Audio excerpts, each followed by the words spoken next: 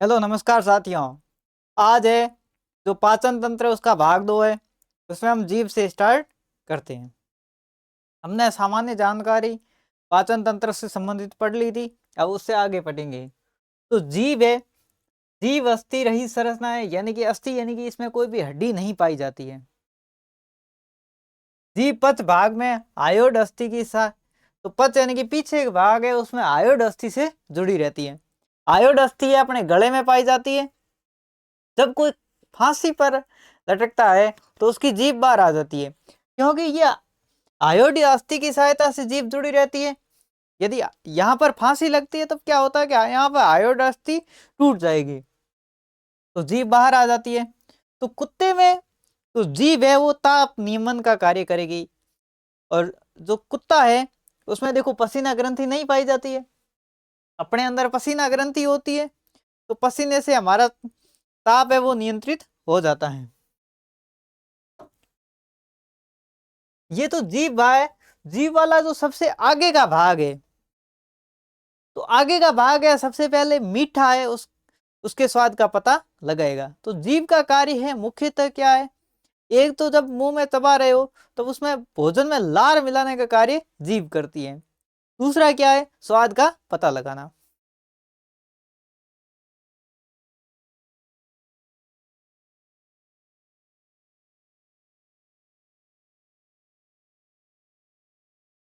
अब उसके बाद में नमकीन आ जाता है, उसके बाद में खट्टे का पता लगाएगी। और ये सबसे आगे का भाग है, उससे पीछे फिर सबसे पीछे होता है फोरामन सिक्कम होता है, और सबसे बाद में है कड़वे का पता चलता है। तो सबसे आगे का भाग है जो जीभ का आगे का भाग जो मीठे स्वाद का पता लगाने का कार्य करती है कि मीठा पदार्थ है उसका, तो यहाँ पर है फंजीफोरम या कवक रूपी होती है। और यहाँ पर गुलाबी रंग होता है। जीभ का जो आगे वाला भाग है इसमें जो पेपिला पाए जाते हैं फंजीफॉर्म या कवक रूपी होते हैं, और इसका जो रंग होता है वो गुलाबी रंग होता है। उसके बाद में मध्य भाग है फिलीफॉर्म या तंतु रूपी, और यहाँ पर जो पेपिला होते हैं तो किस प्रकार के होते हैं, फिलीफॉर्म या तंतु रूपी। और जो बीच वाला भाग है इसका रंग कैसा होता है, सफेद। यहाँ पर देखो सबसे पहले मीठे का, फिर नमकीन, फिर खट्टा, सबसे लास्ट में कड़वे का पता चलता है। अब यहाँ पर है फिलीफॉर्म है तंतु रूपी, ये छोटे संरचना में होते हैं और सर्वाधिक होते हैं। यहाँ पर जो कड़वा भाग है यहाँ पर तो पता लगाने वाले होते हैं, यहाँ पर वर्तुल पुटक पेपिला पाए जाते हैं 8 से 12, और बड़ा भी होता है और संख्या में सबसे कम। तो वर्तुल पुटक पेपिला है ये सबसे कम होते हैं, और फिलीफॉर्म जो पेपिला होते हैं ये सर्वाधिक होते हैं। और जीव है, जीव का अंतिम भाग है वो फोरामोन सिक्कम होता है। आप जीभ के ऊपर एक लटकता हुआ भाग देख सकते हो, उसे ऊला कहा जाता है, और ये हम तालु में पढ़ेंगे। अब दांत आ जाता है, दांत दांत है उसे बोला जाता है टूथ या टीथ, ज्यादा होंगे टीथ बोलेंगे। अध्ययन क्या कहलाता है, ओडोंटोलॉजी। दांत का इनेमल, दांत का इनेमल, इनेमल होता है दांत के सबसे बाहरी ऊपर का आवरण होता है, उसे कहा जाता है इनेमल। और ये हमारे शरीर का सबसे कठोर भाग होता है। तो इनेमल है ये मानव शरीर का सबसे कठोर पदार्थ है, जिसमें पानी है वो 4 से 5% होता है, और कैल्शियम लवण 96% होते हैं। मनुष्य में कुल दांत होते हैं 32। देखो कल भी मैंने बताया था मनुष्य द्विबार दंती है, क्योंकि मनुष्य में 2 बार दांत आते हैं। पहली बार जो दांत आते हैं उन्हें दूध के दांत कहा जाता है, और वो अस्थायी दांत होते हैं। और दूसरी बार जो दांत आते हैं उसे स्थायी दांत कहा जाता है। अब आगे क्या है, और मनुष्य है विषम दंती भी है। क्यों, क्योंकि विषम यानी अलग अलग प्रकार के, तो मनुष्य में कुल है वो 4 प्रकार के दांत पाए जाते हैं, कृतनक, रदनक, अग्रचवर्णक और चवर्णक। तो देख लो मनुष्य द्विबार दंती या अस्थायी दांत है उनकी संख्या होती है 20।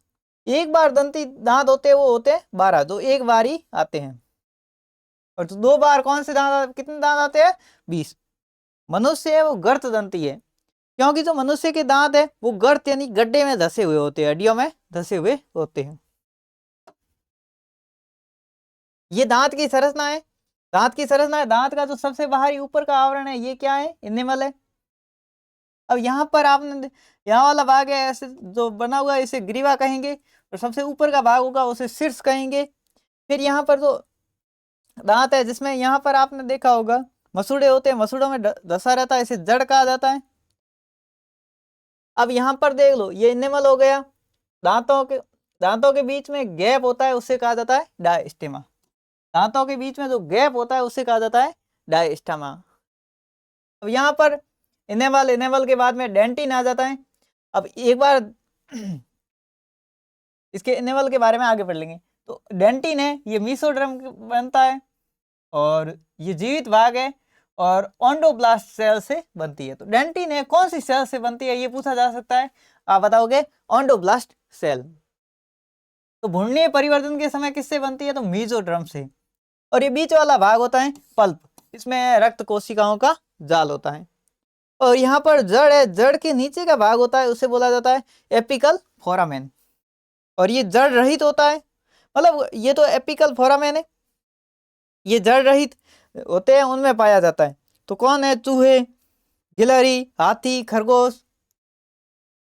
और यदि एपिकल फोरामेन छिद्र खुला रह जाएगा तो अब दांत है पूरे जीवन भर वृद्धि करते रहेंगे। आपने देखा है हाथी है, हाथी के दांत जीवन भर बढ़ते रहते हैं। तो उनमें क्या होता है, एपिकल फोरामेन जो छिद्र होता है वो खुला ही रह जाता है। अब इनेमल है, ये कौन सी सेल से बनता है ये आपको पता होना चाहिए, एमाइलोब्लास्ट सेल से। और भ्रूणीय परिवर्तन के समय ये एक्टोडर्म से बनता है। और इनेमल होता है ये मर्थ भाग होता है। अब आ जाता है दंत सूत्र, इसके बारे में भी कल बता दिया था। तो दंत सूत्र है इंसाइजर या कर्तनक, रदनक और अग्रचर्वणक और चवर्णक।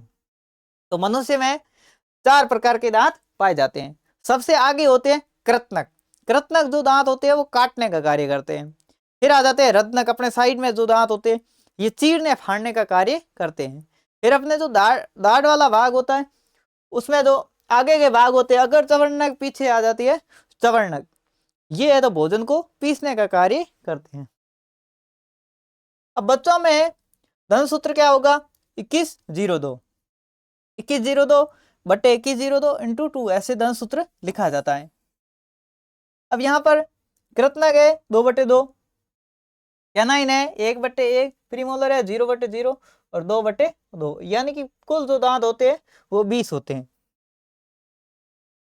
अब जो वयस्क है, वयस्क में दांतों की संख्या कितनी होती है, तो वयस्क में दांतों की संख्या कितनी होती है, 32 होती है।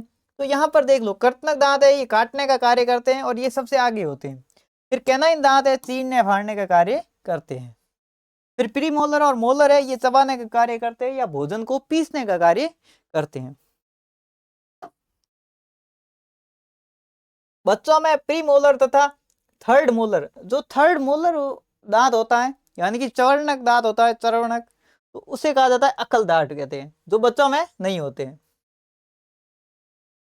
तालु है, तालु मुख कुआ की छत होती है। तो मुख है, मुख का छत कौन होती है, तालु होती है। अग्र तालु कठोर तालु कहलाता है। आगे का तालु वाला भाग है वो कठोर होता है। कठोर तालु में 3 अस्थियां होती है, प्रीमैक्सिला, मैक्सिला और पैलेंटाइन। तालु का पक्ष भाग कोमल तालु कहलाता है जो अस्थि रहित होता है। जो तालु है, तालु के पक्ष भाग में ही ऊला पाई जाती है। आपके मुख में लटकती हुई संरचना दिख जाएगी जीभ से ऊपर की ओर। कोमल तालु का मुख गुहा में लटका हुआ भाग ऊला या विलम पैलेटाई कहलाता है। ये भोजन निगलते समय अंत नासा छिद्रों को बंद करने का कार्य करेगी। तो जो ऊला है ये क्या करेगा, हमारे जो शरीर है इसमें तो अंत नासा छिद्र होंगे उनको बंद करने का कार्य ऊला करता है। अब ग्रसनी या फेरिंग्स आ जाता है। ग्रसनी एकमात्र ऐसा स्थान है जहां भोजन तथा श्वसन एक दूसरे को क्रॉस करते हैं। तो ग्रसनी है इसमें भोजन तथा श्वसन है एक दूसरे को क्रॉस कर देते हैं। और इसमें क्या होता है कि भाई दोनों एक साथ आते हैं, फिर घाटी ढक्कन लगा रहता है जो श्वास नली में भोजन को नहीं जाने देता है। कभी कभार भोजन के कण है वो श्वास नली में साथ चले जाएंगे तो हमें हिचकी आती है। ग्रसनी में भोजन का पाचन नहीं होता है। ग्रसनी में भोजन का पाचन नहीं होने का कारण क्या है, क्योंकि उसमें पाचन ग्रंथियां नहीं पाई जाती हैं। ग्रसनी में 4 छिद्र होते हैं उसके बारे में हम जानेंगे। तो ग्रास द्वार है जिसे गुलेट कहा जाता है, ये ग्रास नाल में खुलता है। तो देखो ग्रसनी है, तो ग्रसनी आगे किस में खुलेगी, ग्रसिका में खुलेगी या ग्रास नाल में खुलेगी, तो ये छिद्र हो गए अंतःनासा छिद्र। तो यहाँ पर अंतःनासा छिद्र होते हैं, इन्हें ऊला भोजन निकलते समय ढक देता है। ऊला को और किस नाम से जाना जाता है आप बताओगे, विलम पैलेटाई। फिर आ जाता है यूस्टेकियन नलिका, ये ग्रसनी को कान से जोड़ती है। तो ये यूस्टेकियन नलिका है, ये ग्रसनी को कान से जोड़ती है और तेज ध्वनि होती है, उस टाइम हमारे कान के पर्दे फट सकते हैं, उससे बचाने का कार्य करती हैं। फिर आ जाता है कंठ द्वार, ये ग्रसनी और श्वास नली के बीच है, जो वायु के मार्ग के रूप में कार्य करता है। इस छिद्र के ऊपर एपिग्लोटिस पाया जाता है, तो कंठ द्वार है, इसी के ऊपर एपिग्लोटिस या कंठ सद पाया जाता है, जो भोजन को श्वास नली में जाने से रोकता है। तो आपसे पूछा जाए भोजन को श्वास नली में जाने से कौन रोकता है, तो आप बताओगे एपिग्लोटिस या घाटी ढक्कन या कंठासद। अब आ जाता है ग्रास नाल, इसी को है ग्रसिका के नाम से भी जाना जाता है। यह ग्रसनी को आमाशय से जोड़ती है, इसमें कोई भी पाचक ग्रंथि नहीं पाई जाती। तो ग्रास नाल है, इसमें भी कोई पाचक ग्रंथि नहीं पाई जाती। तो इसमें भी इसको 3 भागों में बांटा जाता है, अग्रभाग, मध्य भाग और पचभाग। इसका अग्रभाग है, उसमें पाई जाती है ऐच्छिक पेशी। ऐच्छिक पेशियां होती है हमारी इच्छा के अनुसार नियंत्रित होती है, और अनैच्छिक पेशियां होती है वो हमारी इच्छा के अनुसार नियंत्रित नहीं होती है। अग्रभाग में ऐच्छिक पेशी, मध्य भाग है, इसमें ऐच्छिक पेशी भी होती है और अनैच्छिक पेशी भी होती है, और पच भाग में अनैच्छिक पेशी पाई जाती है। फिर आ जाता है, ये डायग्राम बनाया गया है, ग्रास नाल है। ग्रास नाल है, इससे भोजन किससे आएगा, ग्रसनी से। ग्रसनी से फिर किसमें आएगा, ग्रास नाल या ग्रसिका में। उसके बाद में भोजन कहाँ जाएगा, आमाशय में। तो यहाँ पर आपको शॉर्टली ये डायग्राम के माध्यम से समझाया गया है। तो देख लो, इसका देख लो, ये ग्रास नाल है, इसका अग्रभाग हो गया, ये मध्य भाग हो गया, और ये सबसे पच भाग यानी कि पीछे का भाग हो गया। अब आमाशय, आमाशय का सबसे आगे का भाग कहलाता है कार्डियल भाग कहलाता है, और यहाँ पर जो है ग्रास नाल और आमाशय है, उसके बीच में जो वाल्व पाया जाता है उसे कहा जाता है कार्डियल वाल्व। फिर आ जाता है आमाशय का फंडिक भाग, उसके बाद में आ जाता है पाइलोरिक भाग, और जो सबसे अंत में जो वाल्व होगा, क्योंकि आमाशय से भोजन जाएगा छोटी आंत में, तो यहाँ पर वाल्व पाया जाता है, उसका नाम है पाइलोरिक वाल्व। उसके बाद में ग्रहणी आ जाती है, फिर मध्यांतर आ जाते हैं। ये तो हो गए आमाशय के भाग कौन कौन से हैं, कार्डियक भाग, कार्डियल भाग, पाइलोरिक भाग और फंडिक भाग। तो ये 3 हो गए आमाशय के भाग। फिर आ जाता है छोटी आंत का भाग है ग्रहणी, मध्यांतर और सीकम। अब देखो यहां पर फिर आ जाएगा कोलन, उसके बाद में मलाशय, फिर आ जाएगा गुदा और रोदनी। अब आमाशय है, ये आहार नाल का सबसे चौड़ा भाग है। जो आमाशय होता है चौड़ा थैलेनुमा भाग होता है, इसमें तो भोजन का पाचन होता है अम्लीय माध्यम में होता है, क्योंकि आमाशय में हाइड्रोक्लोरिक अम्ल पाया जाता है।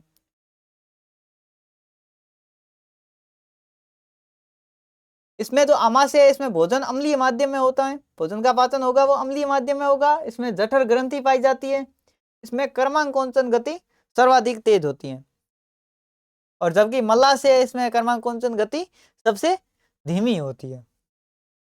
तो भोजन है, भोजन का मंथन होता है, यहाँ पर आमाशय है, एक बार ऐसे फैलेगा, एक बार सिकुड़ेगा, ऐसे चलता रहता है। इसमें जठर रस है, जठर रस स्रावित होता है। जठर रस में क्या क्या होता है, HCl यानी कि हाइड्रोक्लोरिक अम्ल। फिर आ जाता है इंट्रिंसिक कारक आ जाते हैं। इंट्रिंसिक कारक क्या करते हैं, विटामिन B12 है उसका अवशोषण करते हैं। पेप्सिन एंजाइम पाया जाता है, गैस्ट्रिक लाइपेज पाया जाता है, और जो आमाशय है इसका pH मान 0.9 से 1.5 होता है। और जठर रस है, ये कैसा होता है, अम्लीय होता है। हाइड्रोक्लोरिक अम्ल की यदि हमारे शरीर में अधिकता होगी तो हमारे एसिडिटी की समस्या हो जाती है, और एसिडिटी है, एसिडिटी की समस्या को दूर करने के लिए एंटा एसिड का प्रयोग किया जाता है। उसमें मिल्क ऑफ मैग्नीशिया है, जिसका तो इसका रासायनिक नाम क्या है, मैग्नीशियम हाइड्रोक्साइड MgOH का होल ट्वाइस। फिर आ जाता है खाने का सोडा, जिसे कहा जाता है सोडियम हाइड्रोजन कार्बोनेट। तो सोडियम हाइड्रोजन कार्बोनेट है, ये भी एक प्रकार का एंटासिड है। इनोसॉल्ट है, इसमें भी सोडियम हाइड्रोजन कार्बोनेट होता है। एल हाइड्रोक्साइड जेल है, ये भी है एंटासिड का कार्य करता है। अब आपसे पूछा जाए एंटासिड किसे कहते हैं, तो आप बताओगे वे पदार्थ जो एसिडिटी को कम करने का कार्य करते हैं या अति अम्लता को कम करने का कार्य करते हैं। आमाशय के फंडिक भाग में निम्न सेल्स पाई जाती हैं। तो आमाशय का फंडिक भाग है, उसमें एक तो सेल पाई जाती है पेप्टिक, या जिसे जाइमोजन सेल भी कहा जाता है, या सिर्फ सेल के नाम से भी जाना जाता है। ये पेप्सिनोजिन व प्रोरेनिन है, इसको क्या करते हैं, सक्रिय करते हैं। तो देखो पेप्सिनोजिन है, इसको है पेप्सिन में बदला जाएगा, और पेप्सिन है ये प्रोटीन पाचक एंजाइम है। तो पेप्सिनोजन है ये निष्क्रिय है, तो ये सक्रिय में बदल जाएगा, और ये प्रोटीन का पाचन करता है। फिर आ जाता है प्रोरेनिन, प्रोरेनिन निष्क्रिय होगा, हाइड्रोक्लोरिक अम्ल है, ये इसे रेनिन बना देगा और सक्रिय कर देगा। और जो रेनिन है, ये जो हमारा आहार नाल है, इसमें दूध है, दूध को किस में बदल देंगे, दही में। अब नोट, दूध का मीठापन है, तो दूध में कौन सी शर्करा पाई जाती है, आपसे पूछा जाए आप बताओगे लैक्टोज शर्करा। आपसे पूछा जाए फलों में है कौन सी शर्करा पाई जाती है, आप बताओगे फ्रक्टोज। दूध का सफेद रंग केसिन प्रोटीन के कारण होता है। तो दूध है, दूध में केसिन प्रोटीन पाया जाता है। दूध में विटामिन सी तथा आयरन नहीं पाए जाते हैं। दूध से दही बनाने में लैक्टोबैसिलस लैक्टिक्स और स्ट्रेप्टोकोकस लैक्टिक्स जीवाणु हैं, ये प्रयुक्त होते हैं। तो लैक्टोबैसिलस जीवाणु के बारे में पढ़ा होगा, ठीक है, पहले भी। तो लैक्टोबैसिलस लैटिक्स है, ये दूध को दही में बदलने में सहायक होते हैं। एक दूसरा जीवाणु है, उसका नाम भी है स्ट्रेप्टोकोकस लैटिक्स। ये जीवाणु है दूध को दही में बदलने का कार्य करते हैं। फिर दूसरी सेल आ जाती है ऑक्जेंटिक सेल, ये हाइड्रोक्लोरिक अम्ल तथा इंट्रिंसिक कारक है, उसको स्रावित करती है। हाइड्रोक्लोरिक अम्ल के कार्य क्या है, भोजन को सड़ने से बचाना, एंजाइमों को सक्रिय करना, पाचन के लिए अम्लीय माध्यम प्रदान करना। फिर आ जाता है इंट्रिंसिक कारक, ये विटामिन B12, विटामिन B12 है, इसका जो साइंटिफिक नेम है उसका नाम है साइनोकोबालेमिन। तो ये क्या करती है, विटामिन जो इंट्रिंसिक कारक है, ये विटामिन B12 का अवशोषण करेंगे। यदि इंट्रिंसिक कारक की कमी होगी तो पर्नीशियस एनीमिया रोग हो जाएगा।